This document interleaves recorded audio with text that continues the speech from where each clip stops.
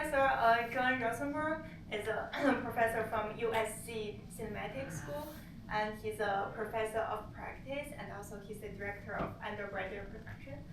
And let me read this very long bio, John. So, John teaches the aesthetic of motion picture editing. His in-depth guide to modern film editing, The Healthy Edit, creative editing techniques for perfecting your movie, the second edition, is published by Routledge Focal Press. It has also been translated into Mandarin. And recently, Routledge Focal Press published his newest book, The Final Rewrite, How to View Your Screenplay with a Film Editor's Eye. And for over 30 years, John has worked in the motion picture industry as a film editor, as well as a producer and production executive for several independent studios, including Live Entertainment, where he was in charge of post-production for Wes Craven's Wishmaster, the Christopher Walken thriller Suicide Kings, and others. He has collaborated with such talents as Jack Nicholson, Colin Firth, ICT, Alan Barkin, Sam Elliott, Kelly McGillis, and others. And as a film editor, he has worked on nearly 3 dozen feature films for such companies as 20th Century Fox, Lorimar, Orion, New Line, and Artisan. His feature projects include the Jack Nicholson film Man Trouble Made in Heaven, the cult favorite Mac and Me, Below Utopia, Mannequin 2, Brush with Danger, Poison Ivy 3, and the classic Christmas film Fraser, starring Sam Elliott and Cloris Leachman, as well as multiple Sundance Film Festival official selections. And along with his narrative feature work, Professor Rosenberg has written and edited a variety of reality-based and documentary projects. He edited the award-winning documentary feature More Than the Rainbow, and was one of the main editors for National Geographic's acclaimed documentary series, Expeditions to the Edge, as well as A Gift of Fear, based on the first best-selling book. Okay, now let's welcome Professor John Rosenberg. Welcome to come closer for our events, like for those sitting at the back. Right, you won't get splashed if you come closer. Oh, that's a good idea.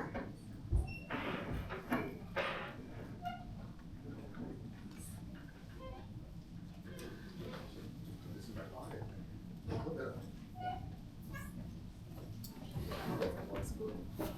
Yes, yes. Okay, thanks. Forward and backwards, and we can also use the mouse. Perfect. Thank you. Thanks very much. Thank you for the wonderful introduction and for hosting me here. And thank you all for coming this morning, this cold, wet morning. So I was asked to do a talk on film editing, but I also wanted to relate it to AI. And they asked me for a title. I thought, well, what would be the title?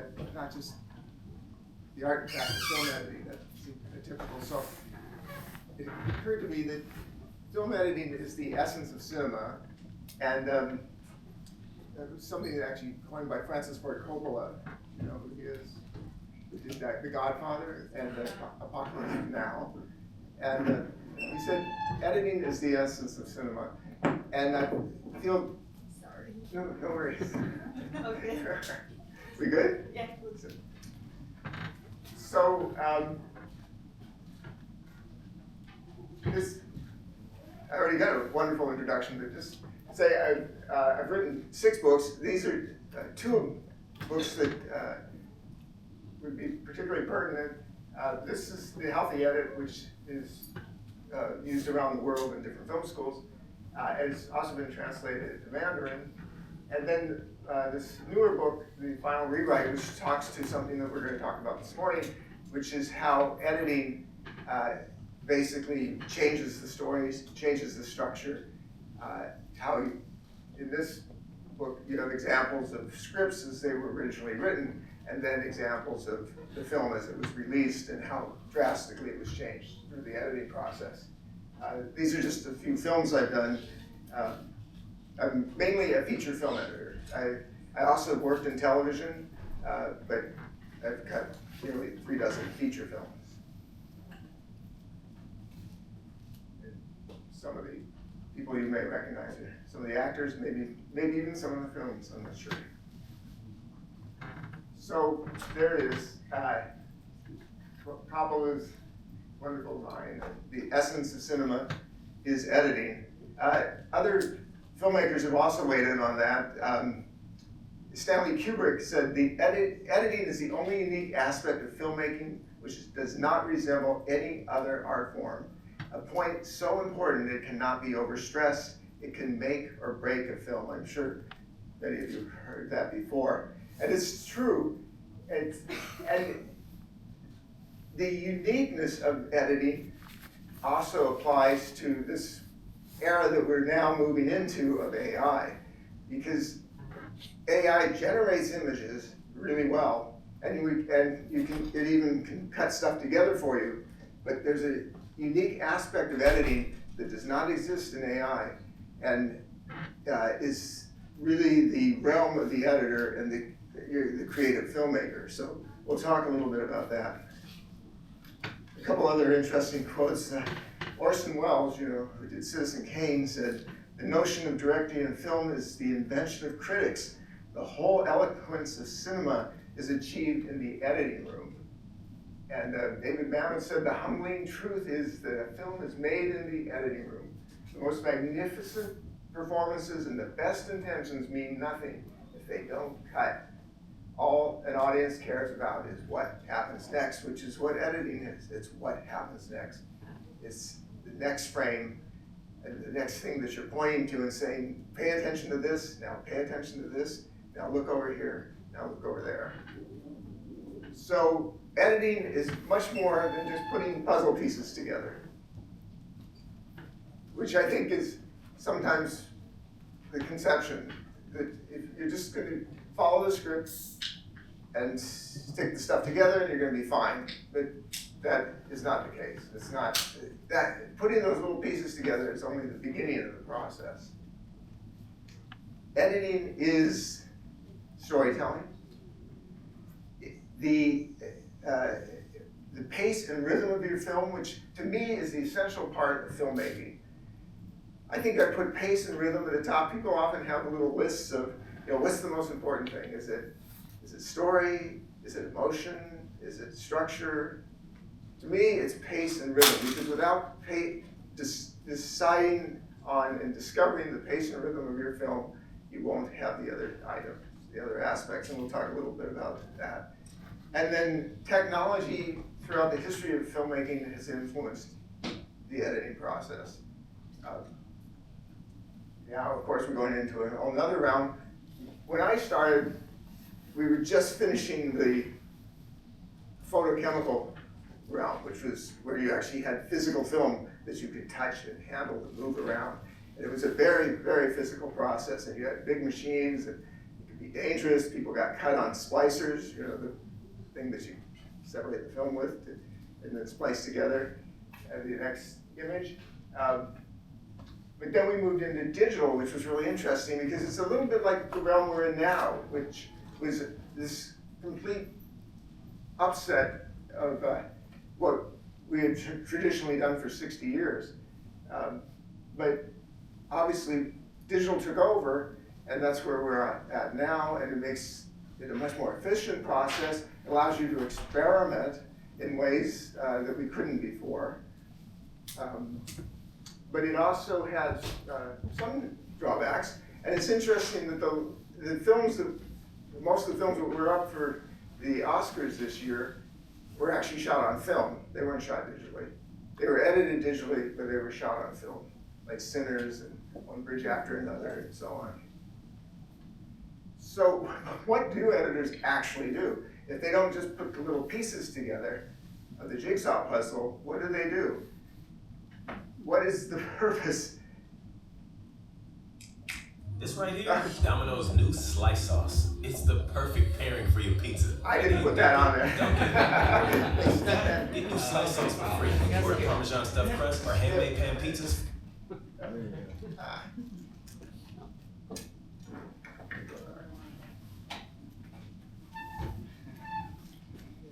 Zesty, creamy, perfect for Are you pizza. getting hungry yet? It's slice sauce. Grab one tonight. Okay, here we are.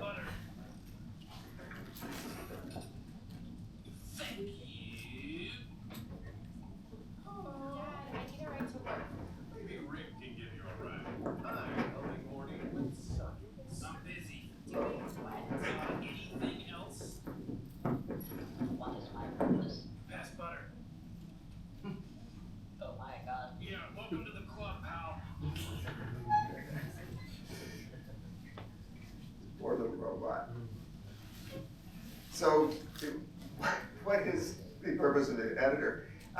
Here's a meme that kind of describes what different people think editors do.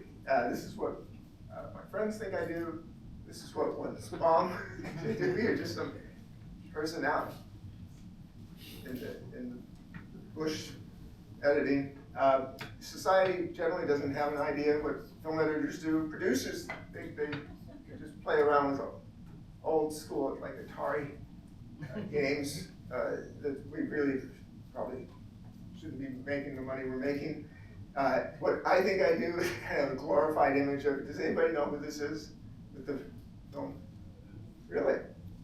So that's Sergei Eisenstein, who was one of the founders of cinema back at the beginning of the last century, was part of the Russian film school of Vertov, Kuleshov, and Eisenstein. And he actually came up with many of the theories of montage way back then that still apply today, that are still essential today. What we really do is we sit there and we watch the little time bar waiting for the thing to cycle out while we're transcoding or ingesting media. Not really, but now you're gonna hear more about what we do. Editors actually create filmic moments. We create the motion of the film using the performances, different camera angles, and timing.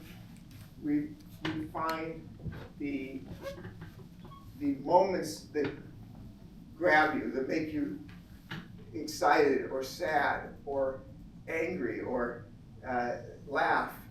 Those are the things that we build as we're going through the film.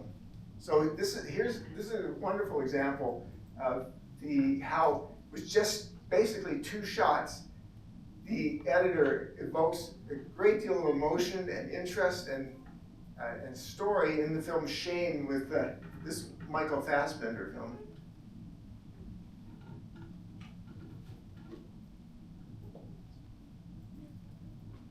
So this is on a subway in New York. So, is it possible to bring the lights down?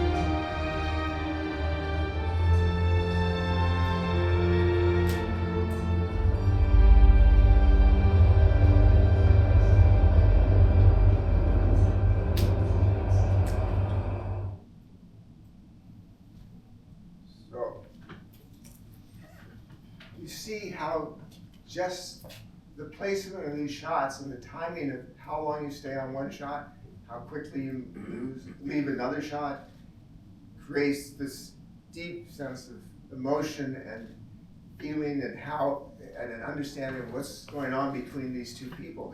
the sense of attraction between them, and also some confusion, and ultimately his disappointment when he can't catch up to her as he pursues her. But it's just shots. And that's what's so fascinating to me, is it's just an image, and how long you stay on that image and how you place that image next to another image is what releases all this meaning. And whether you shot it digitally, or you shot it on 35mm film, or you created it with AI, these are still images. And the way you put these images together is what creates cinema, and what gives the power of cinema to your audience and lets them experience this. Go to the next one here. Hey.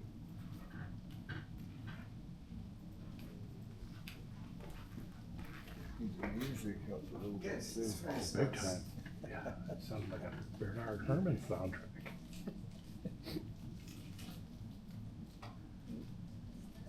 Yes.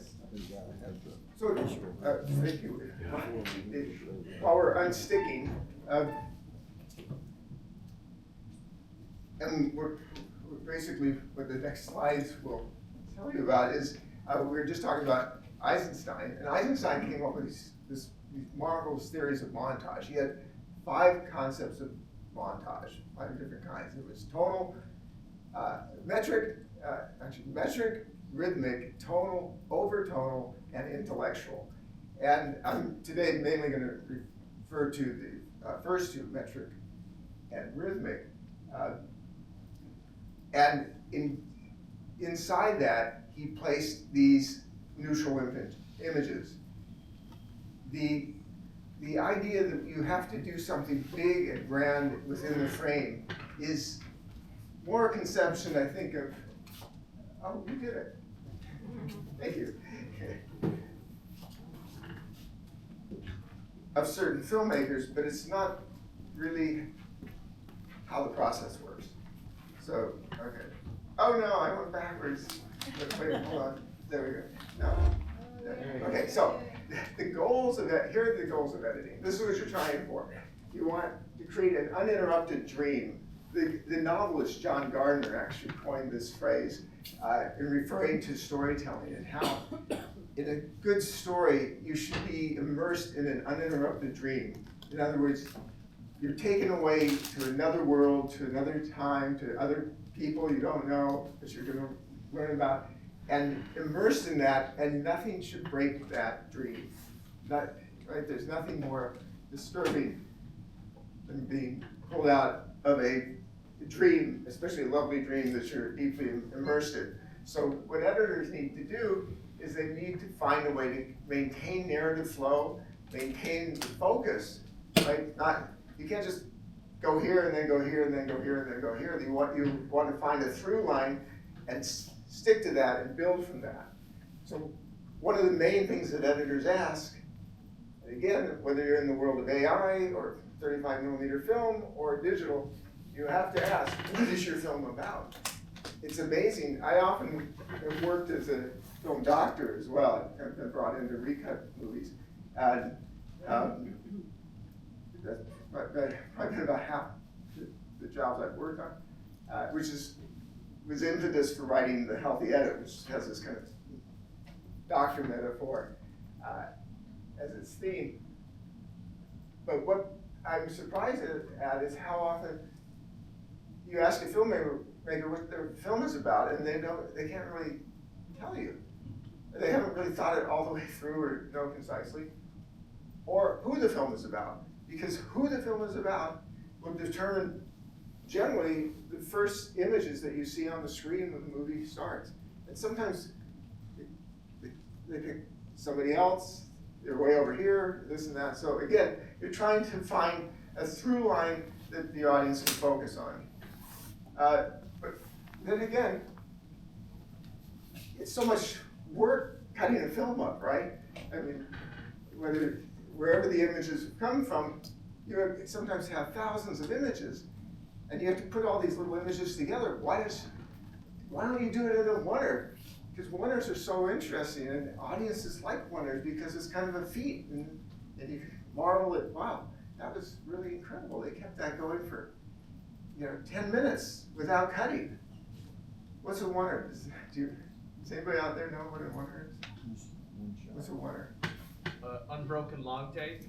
Perfect, thank you, that's perfect. It's an unbroken long take. It's just, right, a camera take that just goes on, and you basically have designed it maybe as a master shot that carries on through the whole scene, sometimes with a steady cam, following it, and sometimes not. If you want to look at some really great wonders, Alfred Hitchcock's The Rope, which was ostensibly a wonder, but actually, since it was on 35mm film, it's on rolls that were only 1,000 feet long, so every 10 minutes they had to find some way to invisibly switch to the next roll. Russian Ark, which actually is a true wonder, which was shot on digital videotape, and it plays in one shot for the duration. It's pretty incredible feat, not one of my favorite films, but really quite amazing. And 1917, which many of you may have seen. Who's seen 1917?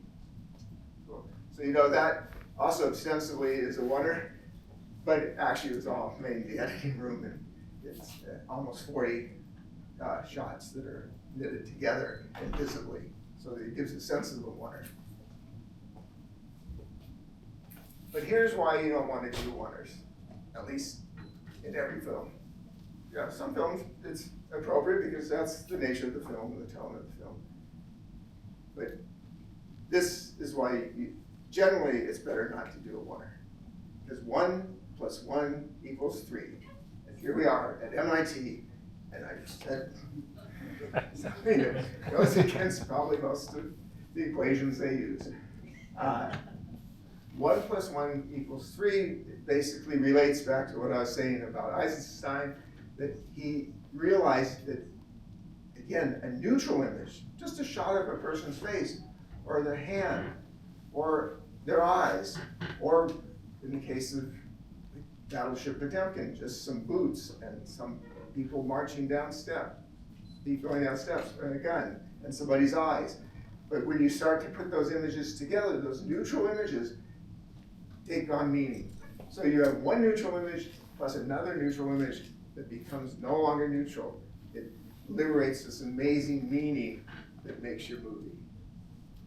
And again, if it's 35mm film, digital, or AI, this applies. Okay, so this just talks about how Eisenstein did have this theory of dialectic collision, which was taking these unrelated images and putting them together. It's like magic. It's amazing that you can put one image with another image and you get this whole new meaning. He actually built it on the idea of Chinese ideograms and how, for instance, the image of water and the image of eye is crying or weeping. Right? So that brings us to the Kuleshov effect. How are we for time? I don't mean to go over, but can I keep going for a little bit? Sorry, the time? Yeah, you still have some time. Oh, okay, that's all I wanted. Thank you. Because I'm just getting into it. Kuleshov, another of the Russian film school of Eisenstein, Bertov, and Kuleshov. Kuleshov came up with this amazing experiment. He got the matinee idol of the time, this fellow right here, and he asked him to just sit on a chair and look at the camera and not make any expression. And he was like, I'm an actor, I want to do the expression. And he was like, no, just sit there and don't do anything, just stare at the camera. So, and the fellow said, well, how are people going to know what's going on? And he said, trust me. So he shot the film, and then he found a bunch of scraps lying around in his editing room. And one was of a bowl of soup, And another was of a child's coffin. Oh my gosh. And another was of a pretty girl. And he put them next to each other. And then he screened it for an audience and asked them, what do you see? And they said, when they saw his face with the bowl of soup, they realized he was hungry. And when they saw his face with the child's coffin, he was so sad and grieving. And then with the pretty girl, well, he was lustful or interested, at least, in the girl. And the thing was, his face never changed. It remained neutral the entire time. And these shots remained neutral the whole time. But 1 + 1 = 3.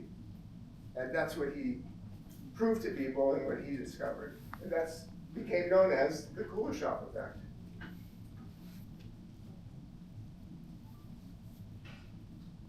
This ability to put shots together, juxtapose images, allows editors to control the pace and the rhythm of a film, improve the performance of the actors,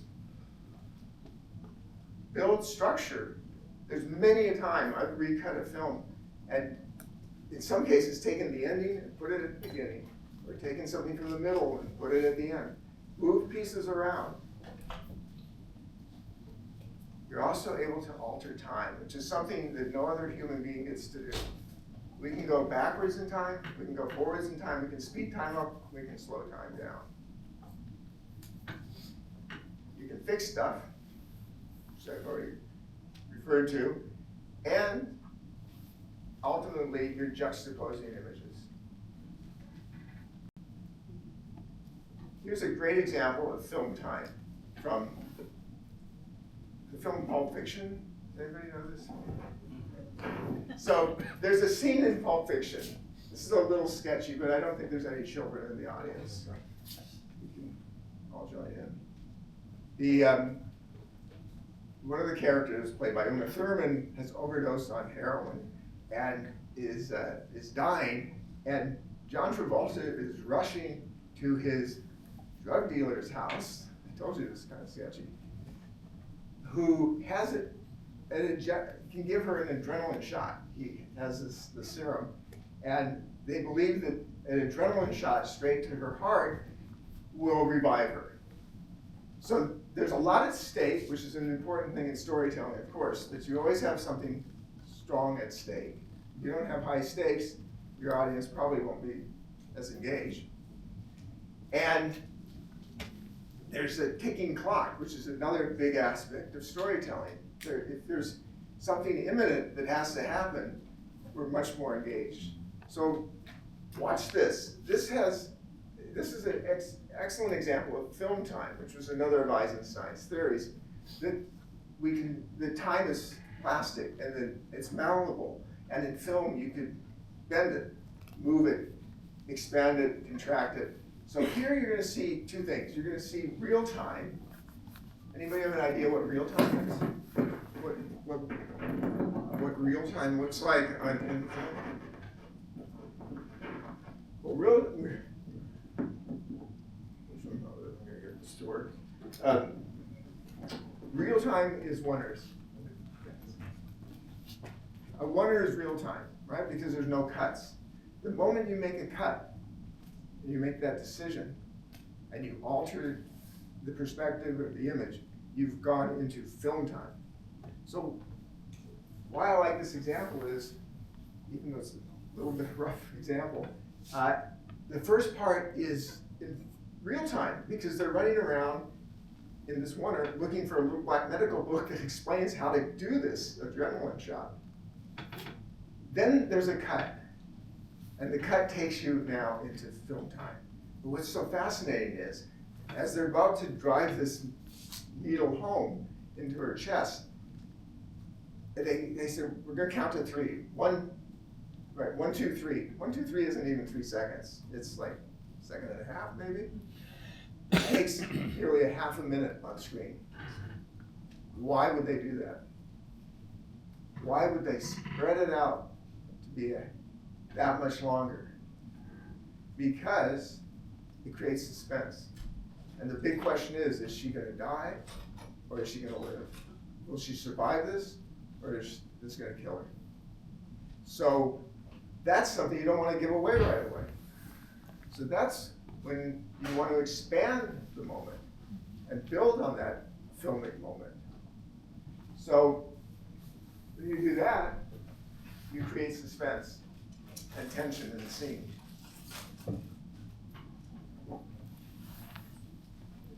Jump ahead here. This is amazing.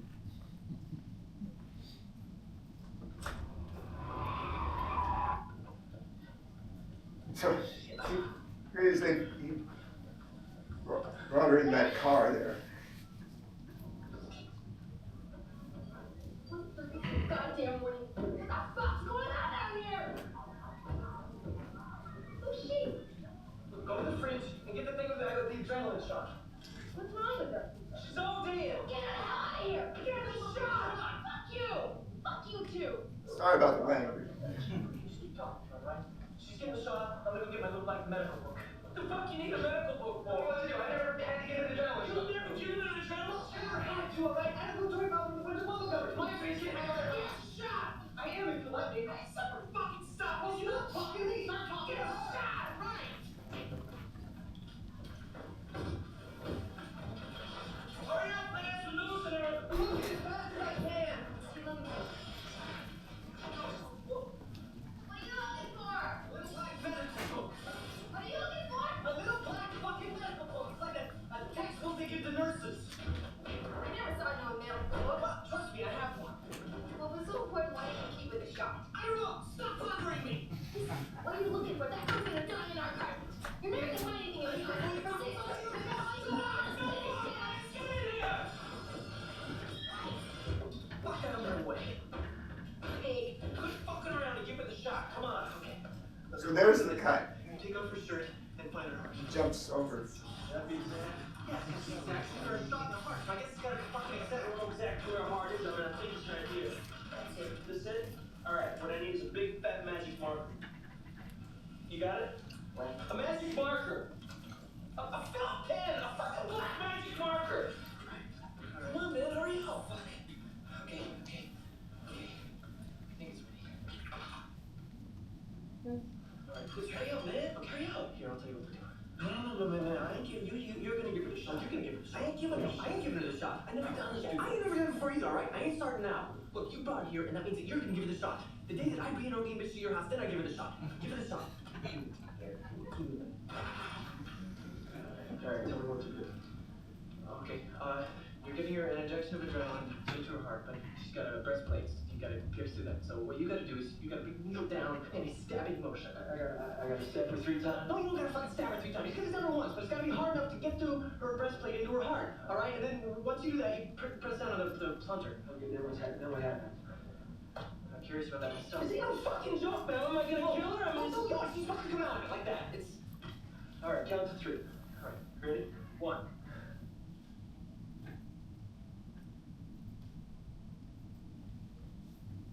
2.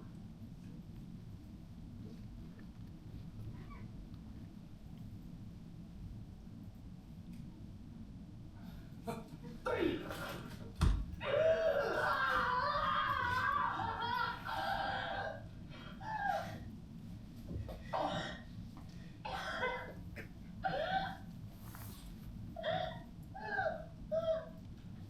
You're all right. Say something. Something. That was fucking trippy.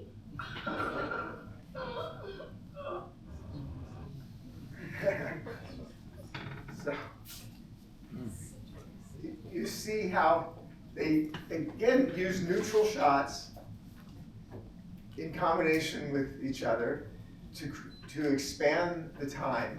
To the shot of the little target on her chest, the people watching, the syringe, the drop of serum dripping out of the syringe, more people watching, back and forth, to expand that moment so it becomes a full experience and it doesn't just flash by, but it's very dramatic. So Unfortunately, I have to wrap up for today. More next time. This is the editing triangle, which are the 3 decisions that editors make every time they make a cut. They have to select the shot or the line of dialogue they want to use. They need to cut it to length, right? Mark in, mark out. And then they have to juxtapose it, find the place where it's going to sit with all the other shots in the movie. I'll just run ahead here. See all that others? We'll do it another time.